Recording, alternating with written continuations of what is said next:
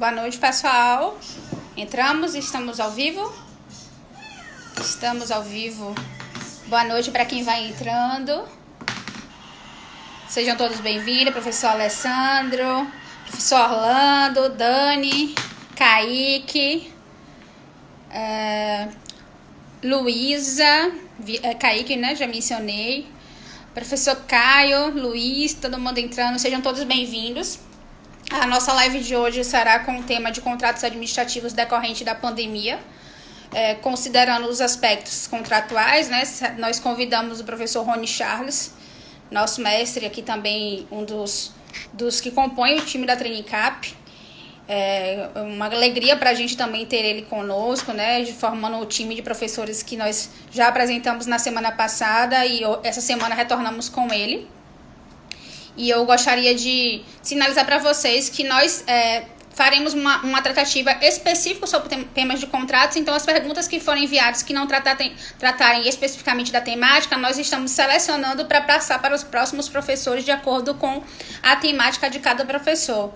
Nós daremos prioridade às perguntas que foram enviadas anteriormente e as que forem surgindo aqui no chat, à medida que a gente for conversando, né, sobre o tema e ela tendo pertinência temática, a gente vai tentando colocar todas. Espero que dê certo aqui, que a gente consiga responder todas as perguntas, que eu sei como vocês devem estar, né, cheios de expectativas sobre as dúvidas em referente aos contratos. Vou aqui convidar o professor, só um minutinho.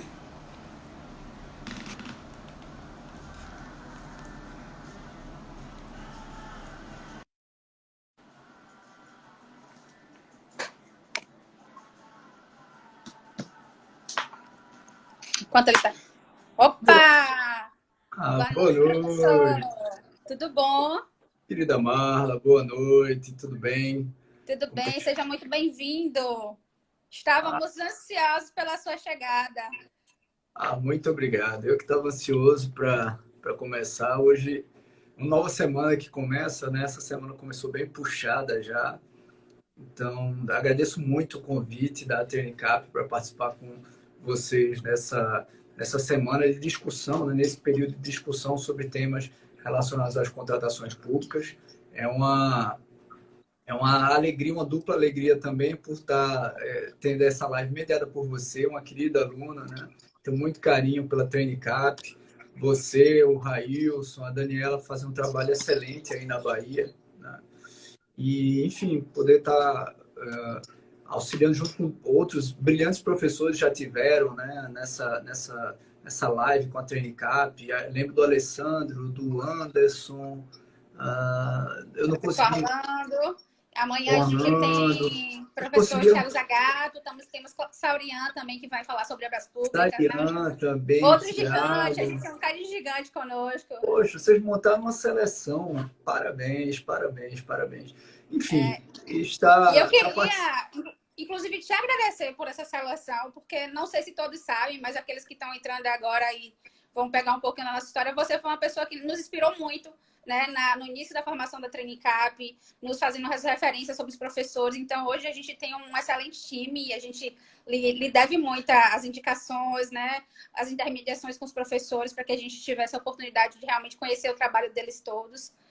Então, muito obrigada, muito obrigada. Você sabe que você fez parte da construção da Trainicap. E assim, é por isso que a live de hoje é uma live mais especial, porque a gente tem você como convidado. Muito obrigada pela participação. Poxa, muito obrigado. Eu fico honrado, repito, né, de estar dentro desse grupo, dessa seleção tão elevada, de nível tão elevado, professores brilhantes. Né? Tava até recentemente conversando com um dos professores, um que eu não conheço, embora sei que ele é brilhante, ele é professor da nossa pós, mas ainda não tive a felicidade de conhecer pessoalmente o Alessandro, né? Que está na Ele é equipe ótimo, também. Alessandro é ótimo. Conversei com ele hoje, uma pessoa que nos esclarece muitas dúvidas aqui no âmbito do tribunal, né? Ele é representante lá do tribunal, então a gente sempre tem dúvida, socorre a ele e ele está sempre nos ajudando nessa Brilhado. consultoria, como você também faz para a gente, né? Vai ajudando sempre. É a corrente do bem, um ajudando o outro. Professor, eu queria Você saudar. falou de indicação, o Alessandro também, como eu não conheço pessoalmente, foi a indicação da Trainicap, né? Que eu agradeço muito. Tem sido muito elogiado lá na nossa pós, Faculdade Baiana, sempre muito bem avaliado. Qualquer dia eu vou, estando em Salvador, vou conhecê-lo pessoalmente, né? Então Vamos veja que marcar. as indicações são recíprocas. Que felicidade. Só queria saudar aqui alguns colegas nossos que já entraram aí, Ramon, Lorena, Maria Alegria, Scarlett, Ah, Dani. coisa boa. Bem, aí o pessoal da Pós sempre está presente aqui em peso. Puxa, tá vendo aqui amigos aqui, meu amigo Eduardo, Lavieri, tô vendo também Siqueira, aluno. Poxa, bacana, muita gente, a Liliane. Poxa, vida, muita gente boa, Roberta, muita gente boa, bacana. Muito bom Olha quem ter chegou todo mundo. aí, Ícaro. Toda live ele está participando conosco. Mestre Ícaro. Figura querida. Turma muito boa, muito boa. Ele não perdeu uma, estava lá em todas as nossas lives, contribuindo muito bem Legal. aqui. Professor, vamos começar. Eu queria começar falando sobre a questão dos contratos, sobre os prazos, né? O prazo que a lei 13979 trouxe, né? Os prazos de 6 meses. E queria saber se sobre sua visão a gente vai fazer uma... Como o tempo é muito curto, no início a gente tentou fazer algumas explanações, que professores explanassem os temas e algumas perguntas a gente não conseguiu realizar. Então, eu vou tentar direcionar meio que para as perguntas que o nosso público vem mandando, né? Então, sobre forma de pontuação. A questão do prazo da 13979 de 6 meses para os contratos decorrentes da situação de pandemia. Você entende que aquele prazo previsto no 4H, ele é somente referente às dispensas de licitações ou os pregões também, que a lei prevê a hipótese de você fazer pregão, também estão adstritos a esse prazo ou esse prazo não precisa ser cumprido pelas contratações decorrentes da 13979? Interessante, muito interessante.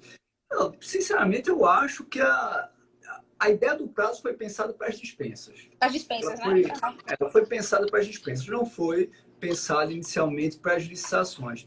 Impor esse prazo de 6 meses de forma hermética para as licitações talvez não seja uma boa opção. Por quê? Porque tem algumas contratações que, naturalmente, se você reduzir o prazo, você acaba aumentando um pouco o custo dessa contratação. É melhor ter um prazo um pouco mais dilatado. Eu imagino que o dispositivo foi pensado para as dispensas, para as licitações. Mas é uma observação bem pertinente. Eu até não tinha abordado isso ainda. Interessante. Mas eu diria que foi feito para as dispensas, não para as licitações propriamente ditas, embora nenhum problema haveria que eu adotasse uma regra semelhante para alguma licitação de, por exemplo, aquisição no pregão, né? Usar o prazo de 6 meses para fornecimento. Não vejo nenhum problema, não. Mas bem interessante a pergunta. É o que a gente começou bem, viu? A gente tem que... assim, graças a Deus, fomos munidos durante esse período de muitas informações, né? Nós tivemos lives suas, de outros grandes professores. Eu quero ver o texto aqui da 13979, mas pode falando, vai.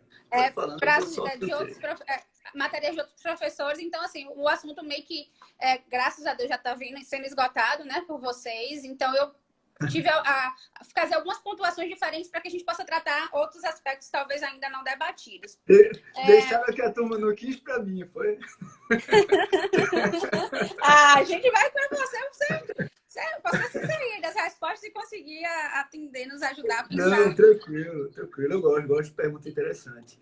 Olha, o que diz o texto da lei? Eu fiquei curioso, você fez uma abordagem que eu não tinha me questionado ainda. Os contratos regidos por esta lei terão prazo de duração de 6 meses e poderão ser prorrogados por períodos sucessivos. Então, vejam, ele não restringe a dispensa. Ele fala na lei 13979. Então, se eu usar um pregão com aquelas regras de redução de prazo da lei 13979, então, pelo texto da lei, eu usaria esse prazo do artigo 4H, né? O que eu acho é que, tentando imaginar isso aqui em brainstorm, eu acredito que isso pode gerar talvez uma situação em que a ideia justamente era gerar uma vantagem na contratação, poderia ser desvantajosa em relação a alguns serviços, né? Então, eu diria que a regra é usar esse prazo de 6 meses com a possibilidade de prorrogações sucessivas enquanto durar a pandemia, mas para as licitações eu acredito que poderia ser, em algumas situações concretas, isso poderia ser afastado se não fosse vantajoso para a administração. Mas aí eu vou, usando o texto, eu diria, A embora literalidade da lei, né? A literalidade, ela fala como pela se fosse somente literalidade, todo o processo, todas as contratações decorrentes da lei. decorrentes Professor da Ramon, lei. Exato. Ramon faz uma pontuação aí, Ramon, que foi colega da minha turma, seu aluno também, Eu sei, conheço mais.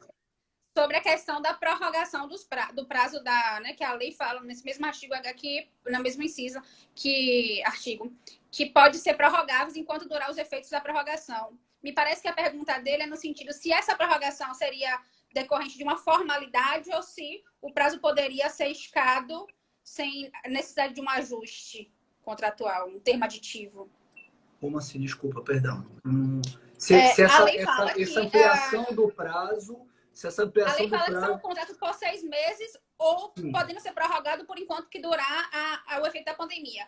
Ramon sim. faz uma sinalização se precisa da formalização para a prorrogação do prazo posterior aos 6 meses, né? Ou se seria, em decorrência do texto de lei, automaticamente ele estaria vigente. Se foi isso que eu entendi da pergunta dele, da pontuação que ele faz aqui. Ah, boa pergunta também. Olha, particularmente eu acho que deveria ter sim a prorrogação formal, tá? Até porque tudo vai depender. Ótima pergunta também. Parabéns a Ramon. Eu não estou conseguindo ler muito bem as questões aqui, não, mas Fica parabéns muito a Ramon. pequenininho. Veja, tem uma grande diferença entre dois tipos de contratação e muitas vezes a mistura, a mescla entre elas, gera certa confusão na administração pública. Né? Então, eu preciso perceber que existem contratos de escopo e contratos de prestação continuada. No contrato de escopo, aquilo que a lei chama de prorrogação é realmente prorrogação, é só ampliação do prazo. Nos contratos de prestação continuada, quando a lei fala em prorrogação, na verdade, ela está falando em renovação. Eu pego aquele período do contrato e renovo por mais um período. É o caso dos serviços continuados. Então, eu contratei por 12 meses e renovo por mais 12.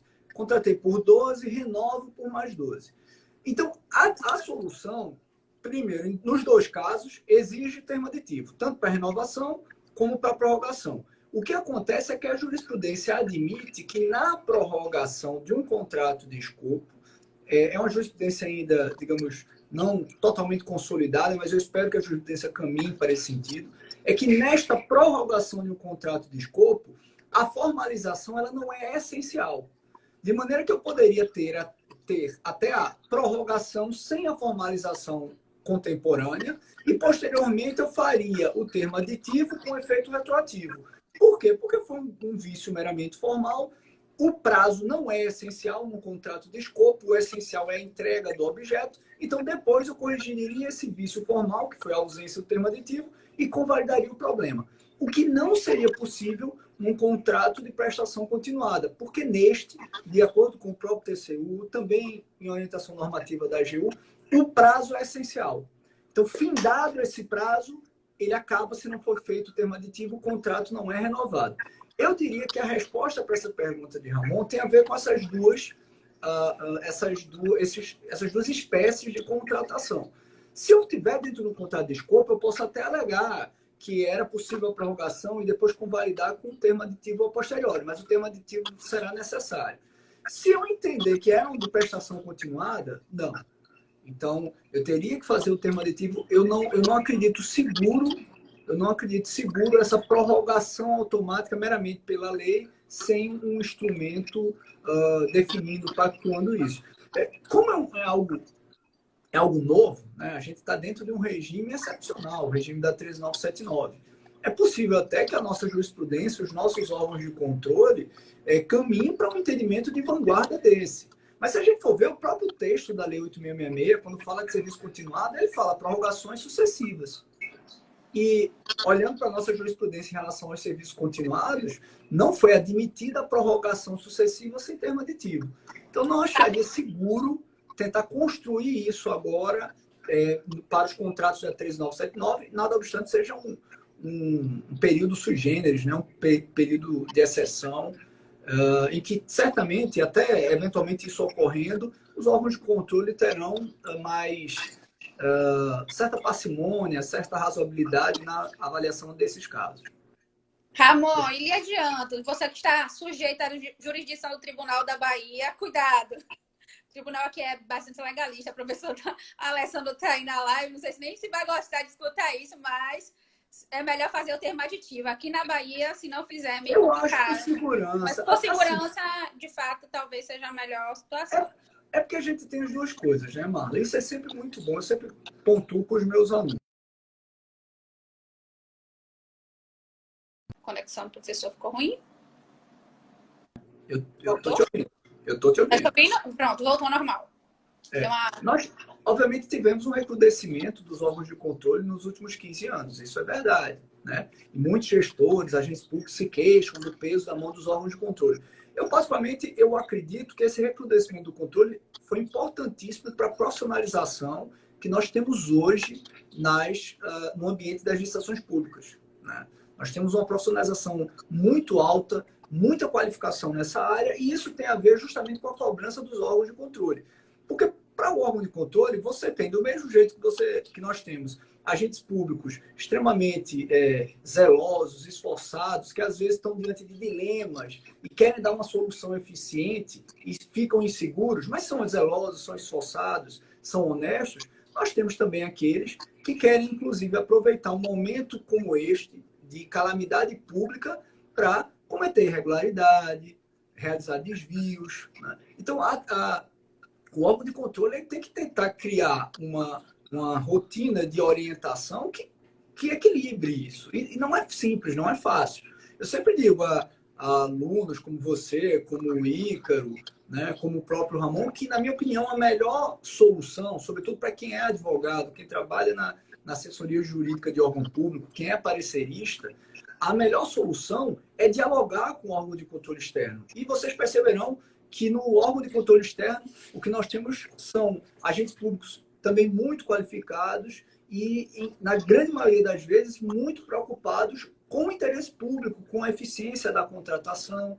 É porque, às vezes, a falta de comunicação dificulta, né? Dificulta a ação, né? A falta de comunicação faz com que haja um certo choque, às vezes, entre aquilo que se tentou fazer e aquilo que se percebeu, por exemplo, numa auditoria, numa leitura do processo. Exato. E é por isso que a gente sempre fala aqui, eu inclusive dei alguns exemplos sobre a questão da necessidade da motivação e da justificativa nesses processos. Porque é esse ato que dá para o órgão de controle realmente ter qual é a intenção do gestor quando executou o ato. E eu dei um exemplo aqui do que a gente foi citado, que um dos meus pregadores me ligou para poder verificar a aquisição de telefones celulares pela lei do Covid. Só que não tinha dito inicialmente para que era. Eu falei, inicialmente não cabe, não tem relação com atendimento à saúde. Eu falei, não, a gente está montando, a Secretaria de Saúde vai montar um centro de atendimento ao Covid. Aí tudo bem, né? Aí eu falei, não, nesse sentido, em relação à situação de emergência, mas o importante é que eles motivem. E às vezes as motivações não são claras ou são suficientes para que o órgão de controle realmente entenda qual é a necessidade e destinação daquela contratação. Perfeito. Quem está na ponta, muitas vezes ainda sofre muito justamente por não motivar. Às vezes quer fazer o que é correto, quer fazer o que é certo, tem bons motivos para tanto, mas não coloca no processo. Quando o processo chega, às vezes 2, 3, 4 anos depois, em qualquer órgão de auditoria, é natural que você olha, não vendo a motivação, o porquê, você tem uma desconfiança, né? O ministro Benjamin Ziller, ele disse uma vez no aula, eu achei muito interessante, tem que se pensar nos incentivos, nos estímulos. O auditor ele está ali para procurar, para identificar algum problema. Se não tem a motivação, ele vai presumir que aquilo foi um desvio. Mas quando há a motivação, na grande maioria das vezes, o comum é que o auditor ele percebe, entendi o que ele quis fazer.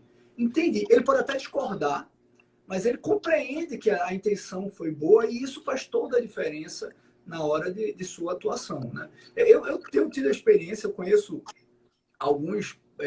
tenho alguns amigos, colegas auditores, e o que eu vejo são profissionais extremamente, não apenas qualificados, mas preocupados com a desburocratização, com o ganho de eficiência nas contratações públicas. Então, é uma questão de comunicação que acho que precisa ser melhorada. A assessoria jurídica tem um papel fundamental nisso. Exatamente.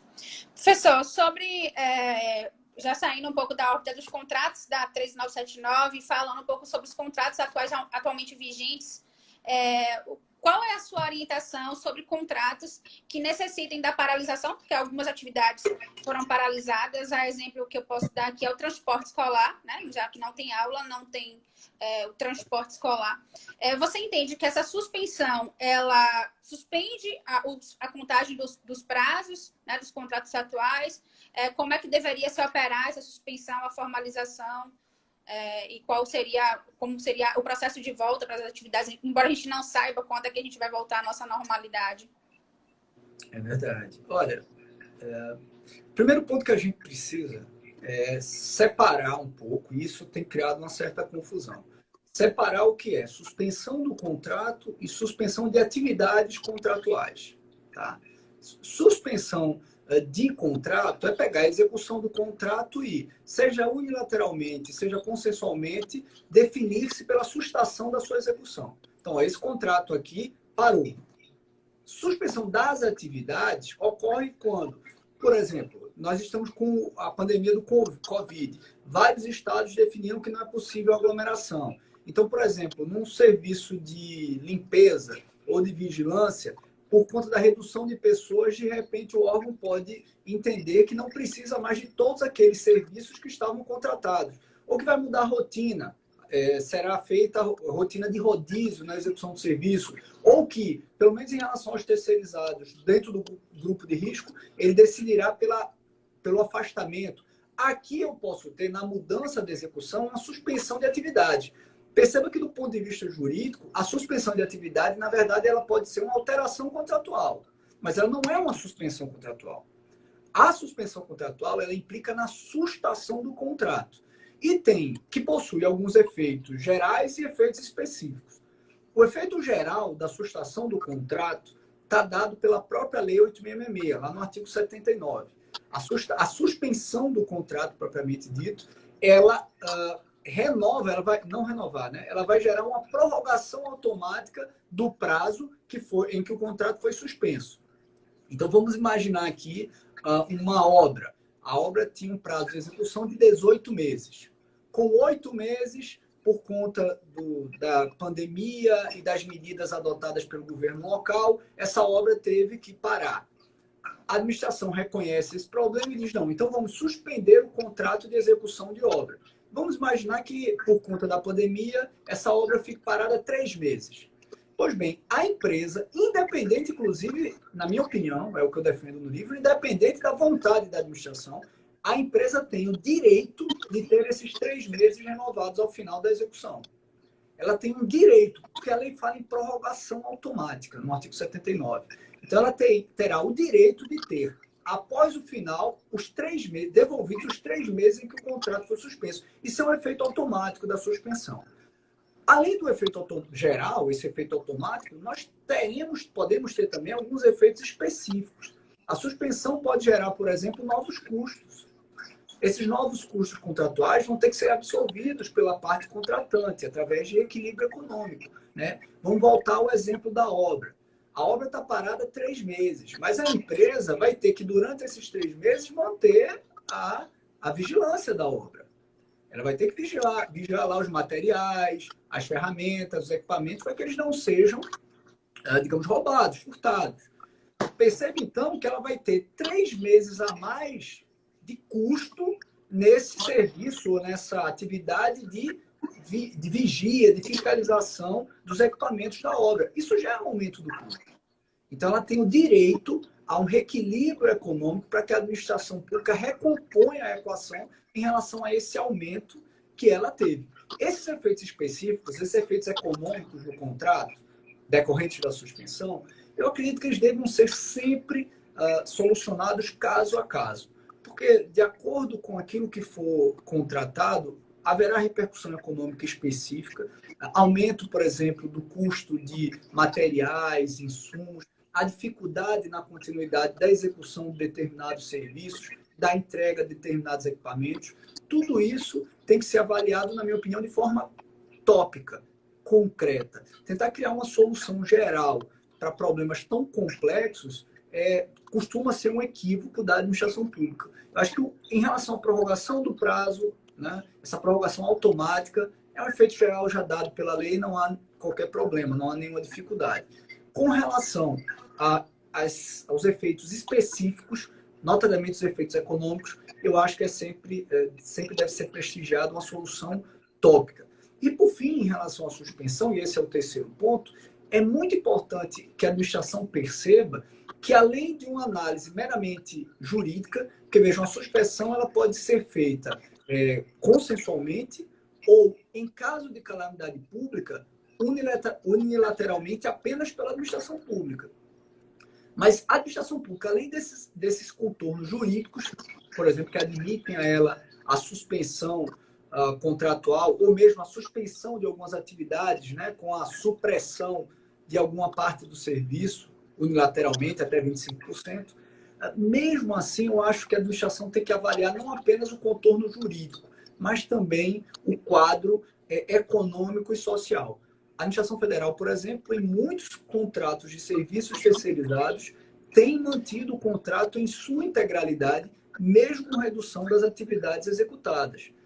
Óbvio que, do ponto de vista meramente jurídico, a administração está tendo, entre aspas, uma desvantagem. Ela poderia aproveitar e reduzir, ter uma supressão unilateral de parte daquele contrato.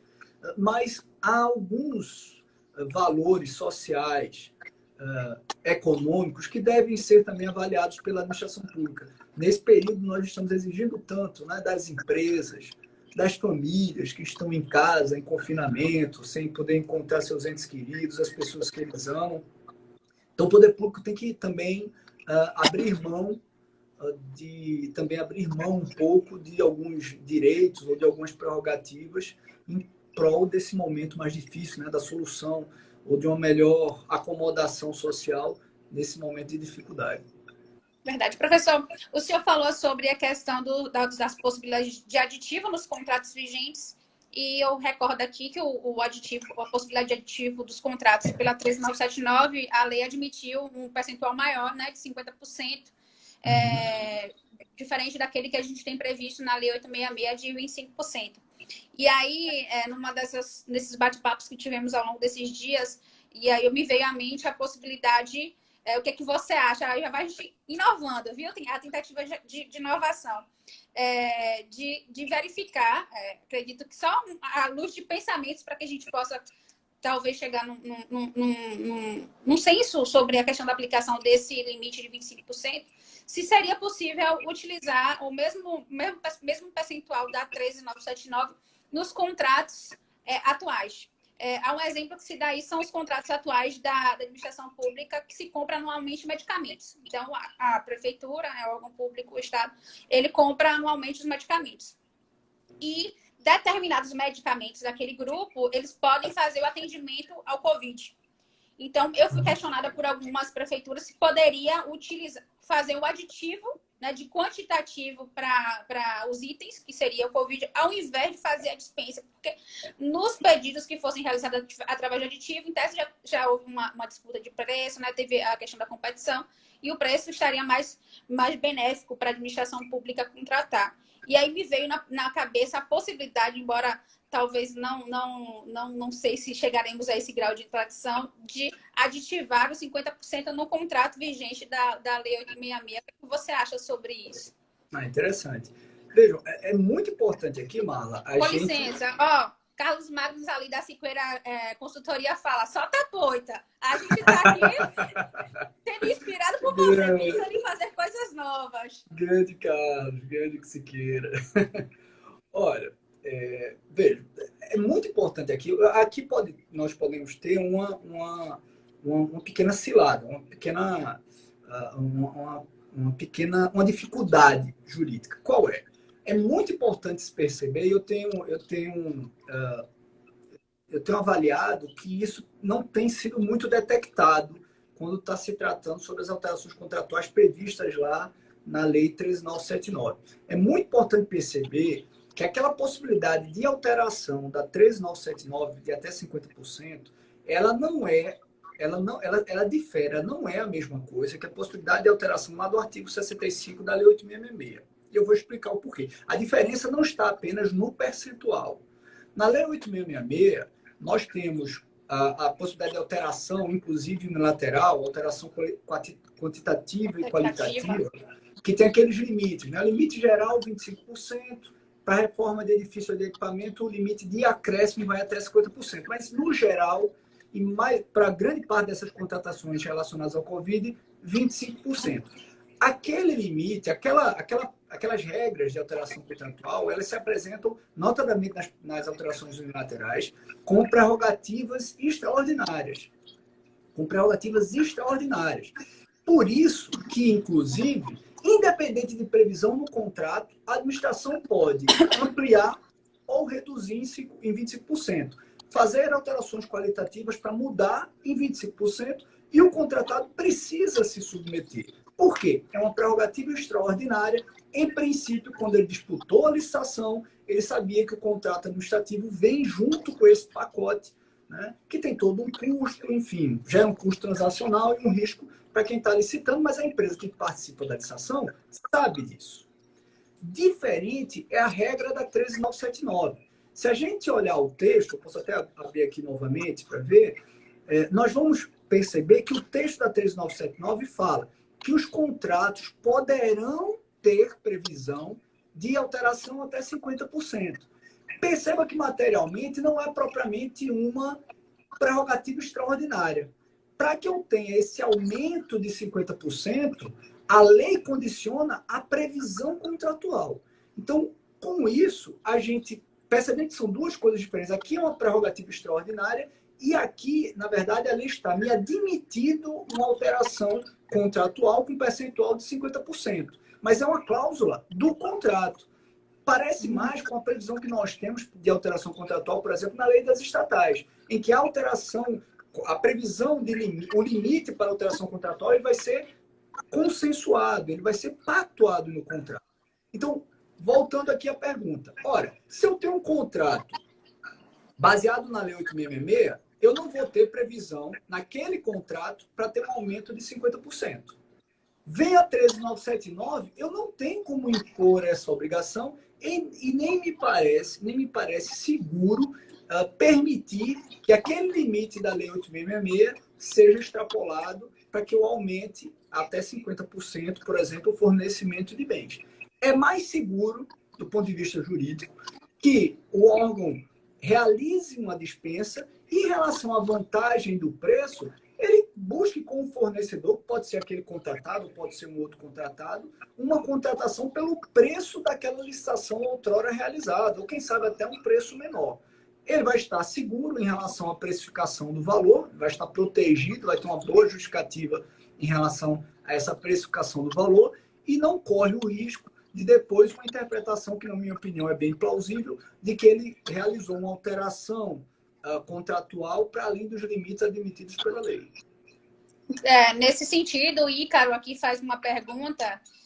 Havendo contrato vigente com valores menores e o fornecedor se nega a entregar alegando desequilíbrio, o município precisa cancelar o contrato para poder comprar ou pode realizar... Não, pode cancelar o contrato para poder comprar por dispensa ou apenas deve suspender o contrato vigente?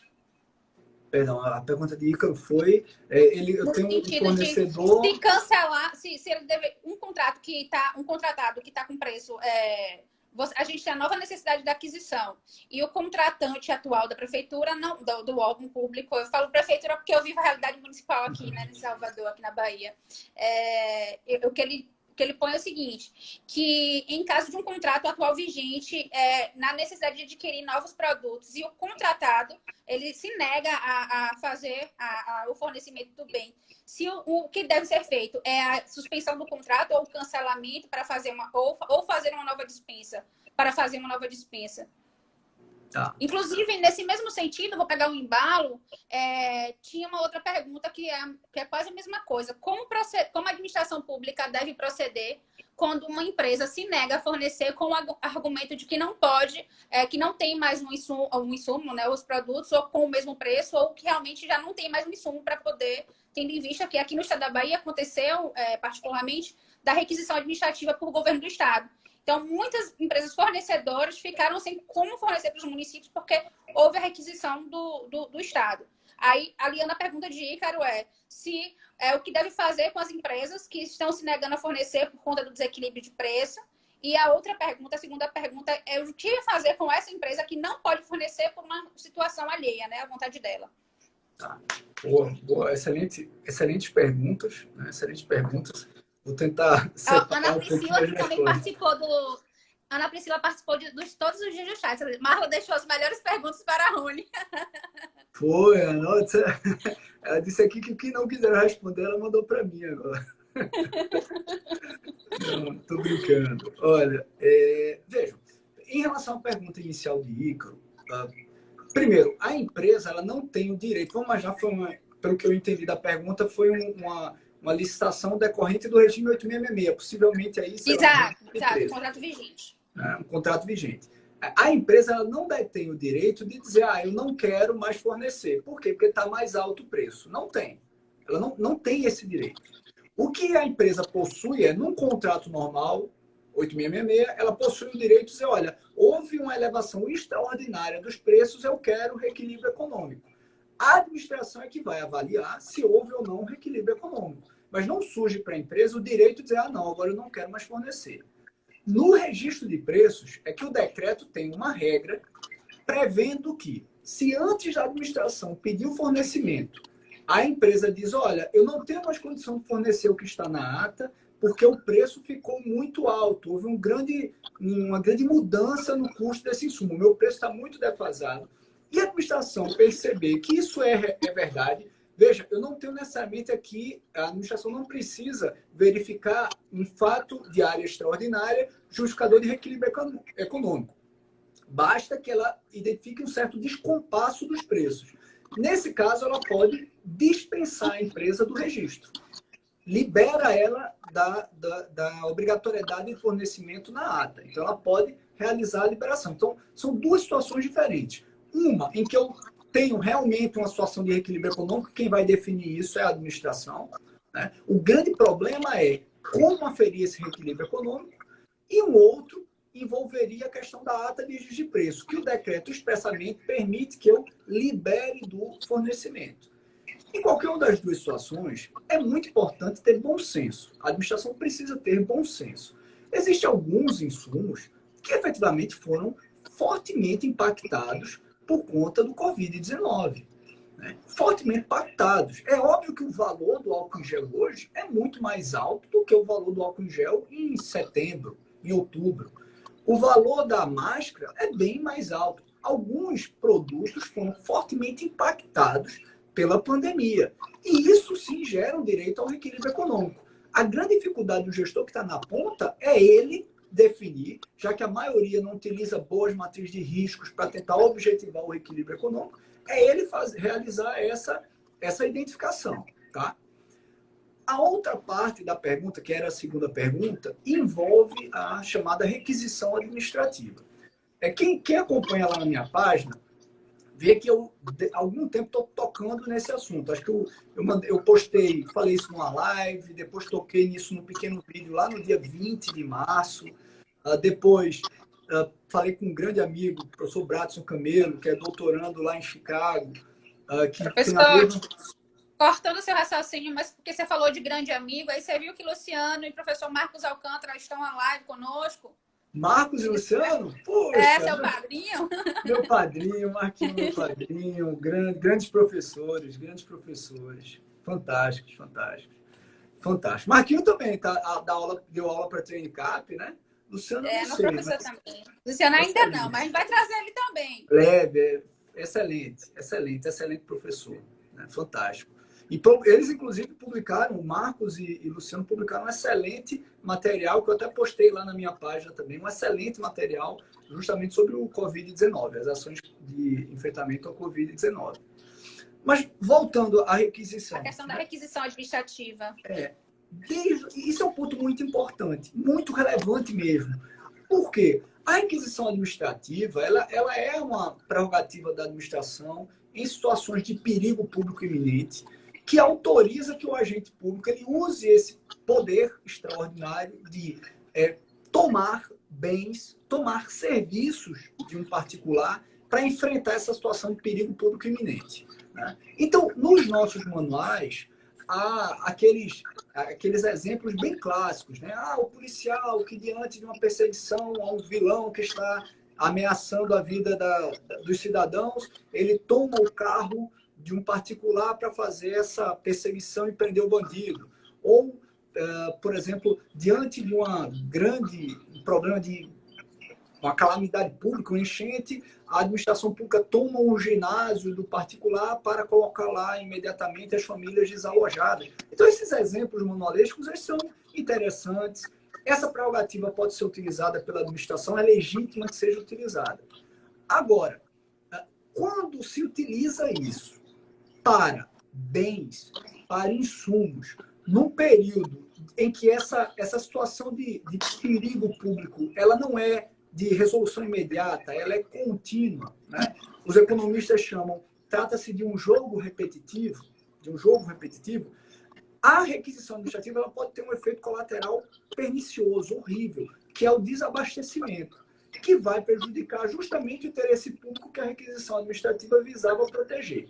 Então, logo no início do combate ao Covid, muitos estados, municípios, assodados, porque não se planejaram, né? Eu não os culpo por isso, pegou todo mundo de surpresa, mas tentando resolver o problema da falta de equipamento, falta de EPI, falta de máscara, falta de respirador, álcool em gel, simplesmente foram lá e tomaram das farmácias, tomaram das pequenas fábricas, né? Fizeram a requisição administrativa. E aí, quando eu tive conhecimento disso, logo no meio de março, eu disse, isso pode ser um grande equívoco, já que o combate ao Covid deve se prolongar por mais alguns meses, 2, 3 meses, pelo menos, esse tipo de comportamento agora, embora, entre aspas, possível, ele pode gerar como efeito colateral o desabastecimento. Por quê? Perceba, o cara que tem uma farmácia, o cara que é um fabricante, que diante desse problema, que não é só nacional, é mundial, está faltando esses EPIs, esses materiais, esses respiradores no mundo todo. O mundo todo pede por isso, pede por esses aparelhos, pede por esses equipamentos.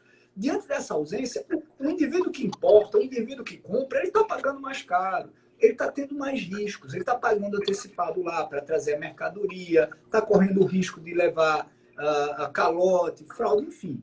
Ele assume todos esses riscos e bota para vender, por exemplo, na sua farmácia, ou está fabricando, comprou os insumos para fabricar. Quando a administração vem, toma dele e diz, depois eu te pago, pode ser até com uma semana, 15 dias, que é um tempo até curto, né, pensando em administração pública.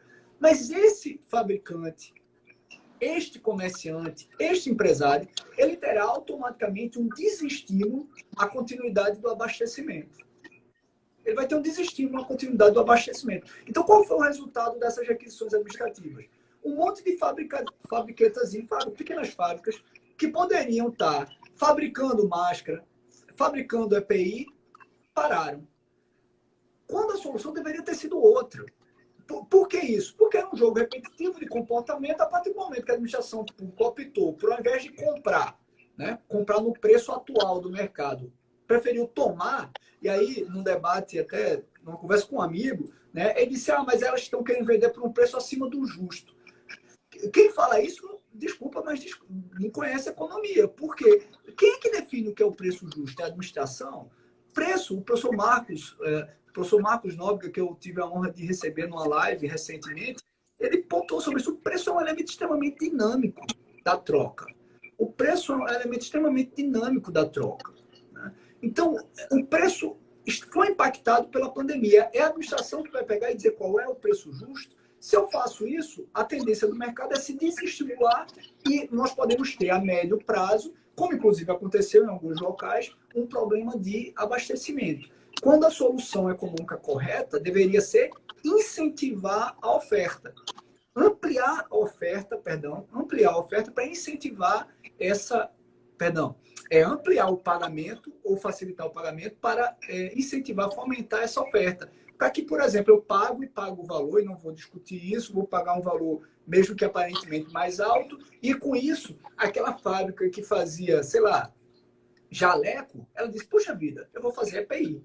Aquela fábrica que produzia outra coisa e tem maquinário compatível, vai dizer, puxa, eu vou fazer máscara. Aquela fábrica que produzia algo parecido com um respirador, puxa vida, vou fazer respirador. E aí eu começo a incentivar a oferta, e quanto mais eu incentivo a oferta, o preço cai. Né? E esse hoje é um grande desafio nosso. Graças a Deus, muitos perceberam, estado de Sergipe, amigo Marcos está aí, pode testemunhar, né? O estado de Sergipe não está, digamos, prestigiando a requisição administrativa, prestigia o pagamento antecipado. Espírito Santo, né? A própria administração federal tem caminhado nesse tipo, porque perceberam que a requisição, embora seja legítima, em jogos repetitivos, quer dizer, uma demanda de emergência continuada, a requisição administrativa pode trazer o efeito colateral de prejudicar a oferta, né? De prejudicar o abastecimento. Então, não seria razoável a administração pública punir, né, esses fornecedores que não estão conseguindo fazer cumprir os contratos que decorrente das requisições administrativas que foram sujeitos, né? Aqui na Bahia aconteceu pelo governo do estado e muitas prefeituras ficaram desguarnecidas em relação aos contratos. E a alegação dos contratados era essa, né? A gente não tem mais material porque foi requerido. Perfeito. Então, sua orientação seria pela não aplicação de sanção. Não aplicação de sanção, seria uma total ausência de bom senso você punir alguém por não conseguir entregar um produto que simplesmente não existe mais no mercado. A aplicação de sanção exige bom senso. A administração pública ela precisa ser razoável na prática de um ato administrativo sancionatório. Nesse caso, não faz sentido punir uma empresa que não está entregando o bem que simplesmente não existe, não está disponível no mercado. Né? O professor Túlio Bastos também está aqui. Né? Eu até em primeira mão, eu pretendo ter na próxima quarta uma DR dupla aqui com o professor Marcos Alcântara e o professor Túlio Bastos. Vai ser a primeira, se der certo, vai ser a primeira experiência com a DR dupla aí, 2 horas de live.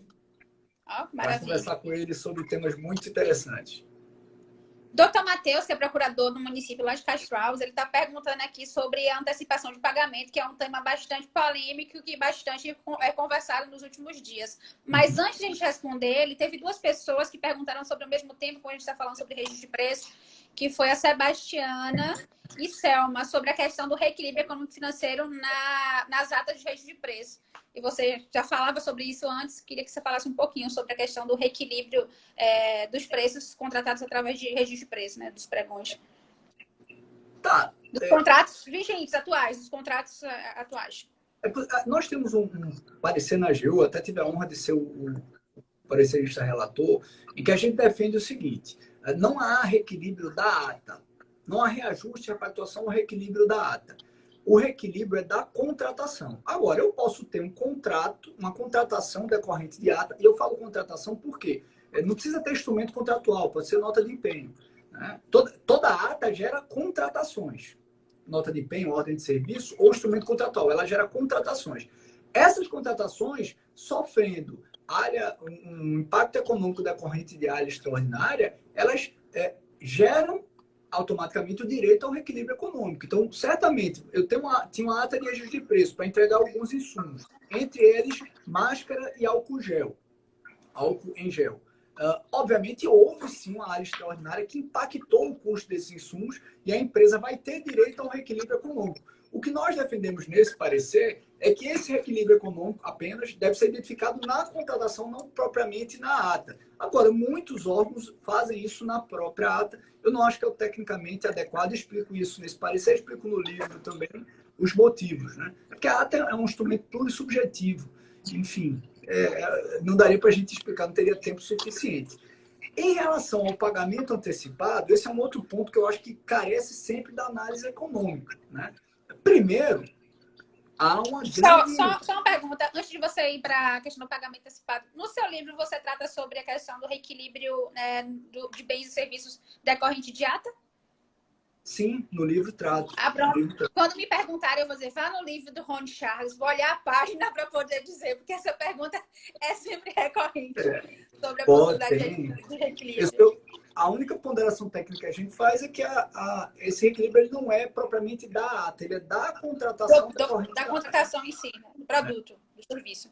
Em relação ao pagamento antecipado, o que é que acontece? Primeiro, tem uma grande poita, né? Já que o amigo Siqueira falou das poitas, né? Lá, soltar a poita. Tem uma grande poita, tem uma grande... A licitação é cheia de poitas, né? Uma delas envolve essa questão do pagamento antecipado. Se criou um dogma de que não é possível pagamento antecipado. É muito comum que citem, por exemplo, o artigo 40 da Lei 8.666 e o artigo 65 da Lei 8.666. Eu estou escrevendo um artigo com o professor Rafael, o professor Anderson Pedra, justamente para discutir o pagamento antecipado, né? Esse grande dogma, falso dogma de que não é possível. E vamos mostrar que é possível sim. Tá? Primeiro, quando a lei fala lá no artigo 40 sobre pagamento antecipado mediante desconto, ela está, na verdade, ali admitindo que seja possível o pagamento antecipado. Agora, o que a lei está dizendo é o seguinte, é que o edital, para prever o pagamento antecipado, ele deve ter junto a regra de desconto pela antecipação. Por que isso? E aí falta análise histórica, muitas vezes, em alguns colegas que interpretam equivocadamente o dispositivo. Porque nós estávamos no período, vejam, 92, 93. A inflação anual em 93 passou de 1.000%. A inflação em 1992 foi quase 900%. Então, perceba que a gente tinha uma média de inflação, média mensal de inflação, de algo em torno entre 20% e 30%. Se você permitisse que uma empresa que ganhou uma licitação, cujo cronograma de pagamento era que ela, por exemplo, iria receber em junho, se você permitisse que ela entregasse antes os insumos ou finalizasse antes a obra e recebesse em abril o pagamento, ela estava recebendo quase 50% a mais do valor. Por quê? Porque a inflação era mais de 20% ao mês. Então, por isso, o legislador, ainda com a memória da inflação, vivenciando aquele momento de inflação, diz: eu posso ter previsão de pagamento antecipado. Quer dizer, o meu cronograma é pagar em junho, mas se a empresa entregar antes, eu pago antes. Eu posso ter isso, mas eu tenho que ter a regra de desconto. E as pessoas interpretam como se eu não pudesse ter. Pelo contrário, o dispositivo deixa claro que é possível. O outro dispositivo é o artigo 65, que fala em vedação à antecipação de pagamento. Mas veja, ele fala em vedação à alteração para criar uma antecipação de pagamento. Veja que é totalmente diferente. O que é que o legislador está falando? O que o legislador está falando é o seguinte: ora, eu fiz um contrato, não previ a possibilidade de antecipação de pagamento, fiz um contrato dizendo que o pagamento seria feito em junho com a entrega da obra. E aí, no meio da execução, eu altero e digo: não, eu vou mudar para permitir um pagamento antes mesmo da entrega da obra, um pagamento antecipado. O que a lei faz no artigo 65 quer dizer, essa alteração eu vedo.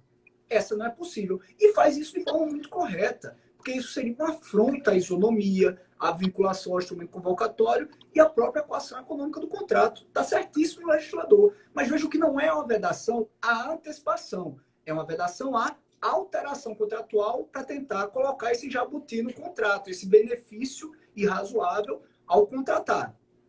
Se a gente for ver a Lei 8.666, lá no artigo 15, ela diz que nas aquisições, e aí o professor Anderson Pedra, com razão, interpreta que isso não é válido apenas para as aquisições, mas também pode ser ampliado para serviços e obras. Nas aquisições, a lei fala no artigo 15 que eu devo utilizar a lógica do mercado privado nas minhas aquisições, nas minhas compras. Né? Nas minhas compras. E, Marlon, o que a gente mais faz nas compras é fazer pagamento antecipado. Quando a gente compra pela internet, a gente paga antecipado. Quando o particular importa a mercadoria, ele paga antecipado. Aí vamos para o Covid. Pouquíssimas empresas lá na China, pouquíssimas não, tem muita empresa lá na China, é pouco para o tanto da demanda. Né? Nós temos empresas lá na China que são só elas que estão fabricando esses respiradores. O mundo todo quer os respiradores. Você acha que se o Brasil disser, não, você manda chinês, depois que chegar aqui, eu vou analisar pelo meu fiscal, 30 dias depois eu vou pagar. O chinês tem fila. Os Estados Unidos estão mandando avião militar lá com dinheiro, olha, pago e depois você me entrega. Eles não vão fornecer para o Brasil. Então, nesse momento, a gente tem que raciocinar e dizer, puxa vida, não há esse dogma real na lei. A lei, pelo contrário, diz que eu posso ou devo me adequar à lógica do mercado. Por que eu não posso soltar essa poita e admitir o pagamento antecipado quando ele é vantajoso para a administração pública? Porque do ponto de vista econômico, o que é que uma antecipação de pagamento ela faz? O que é que a antecipação de pagamento faz? Ela reduz risco. Para o contratado, é um risco contratar com a administração, há um risco grande, que é o risco do inadimplemento. Porque se, por exemplo, a administração recebe a mercadoria e não paga, ele vai ter que judicializar, se submeter a pagamento através de precatório e vai, se o órgão público tiver uma boa procuradoria, ele vai passar uma década para receber esse valor. Olha que custo enorme é isso. Você acha que o fornecedor ele não embute isso no preço? É isso que as pessoas que trabalham com contratação pública têm que perceber. Isso é embutido no preço. É por isso que muitas vezes nós só contratamos atravessadores. E eles ampliam esse preço, assumindo esse risco. Então a administração precisa ter uma leitura mais econômica. Eu não estou dizendo que o pagamento antecipado deve ser a regra. Tá? O pagamento antecipado deve ser a exceção. O que eu não aceito é o dogma de que ele não é possível. Ele é possível, muitas vezes, inclusive, ele é recomendável. Eu acho que ele não deve ser a regra, porque há um risco muito grande da administração, quando paga antecipado, ela levar um calote. Por exemplo, o fornecedor não entregar o bem, entregar um bem de baixa qualidade, que não atenda à pretensão contratual. Então, como ela tem uma dificuldade para mitigar esse risco, ela deve ou usar formas de garantia ou outros procedimentos de mitigação desse risco. Mas em algumas situações, e no Covid a gente está vivenciando isso muito claramente, o pagamento antecipado, para mim, ele é recomendável. O ideal era a administração, sinceramente, o gestor público hoje deveria, vamos para os insumos, esses insumos que estão faltando, estabelece um valor, um bom valor, digamos, em tese, mais alto do que a gente tinha há alguns meses. Pagamento antecipado facilita, amplia o interesse do fornecedor. Porque com isso nós vamos começar a gerar aumento da oferta. Esse aumento da oferta por si só controla os preços. E aí a gente evita um desabastecimento, quem sabe pode ter um efeito colateral benigno de tentar fomentar a indústria nacional, né, os empreendedores nacionais, e com isso pode trazer um efeito colateral bom, né, positivo de todo esse momento caótico que nós estamos vivendo. Né? Quem sabe o Brasil não pode aproveitar isso para nos tornar uma China, né? Que auxilia os empreendedores a crescer. Porque assim, o tempo é tão curto que a gente só tem 1 minuto agora para poder finalizar. Eita. Antes de começar a agradecer, queria registrar a presença do professor Anderson Petra, que entrou aí agora já no finalzinho. O Railson também, que entrou na live, ele está numa viagem para acompanhar uma sessão no extremo sul da Bahia, 900 quilômetros. Entrou rapidinho, só para mandar um abraço para você. Queria te agradecer por essa participação aqui conosco. Gostei aqui. Sabe... Essa live reuniu mais craques que o time do Mengão. Gostei. Olha que aqui na Bahia todo mundo é tricolor, viu? Com exceção de Dani, que não gosta que a gente fale que o pessoal da Treinicamp é todo Bahia. Na Bahia eu torço pro Bahia. Bahia é o Obrigada. Saudações tricolores. Mas de toda sorte, muito obrigado. Ficou muita coisa que a gente gostaria de falar com você ainda. Quem sabe a gente se encontra mais alguma outra vez. Giro também, não é menos conhecido talvez pela Treinicamp, professor Jonas Lima, professor Túlio Bastos. Marcos Bittencourt também entrou aí. Professor Marcos Bittencourt também estava presente. Marcos Bittencourt, meu grande mestre. Professor Marcos Bittencourt, fantástico também. Então, poxa, eu tô honrado demais com esses meus amigos. Professor Orlando, muito obrigada também pela sua participação, tá certo? Professor Orlando também é um grande mestre da gente aqui. Uma referência para a gente aqui na Bahia. Muito obrigada. Acho que já seremos derrubados, mas obrigado de coração por você ter participado desse tempo conosco aqui, de trazer um pouquinho de conhecimento. Marina, sempre um prazer. Parabéns pelo excelente trabalho que a Treinicamp tem feito aí, tá bom? Muito obrigada. Um abração, até mais.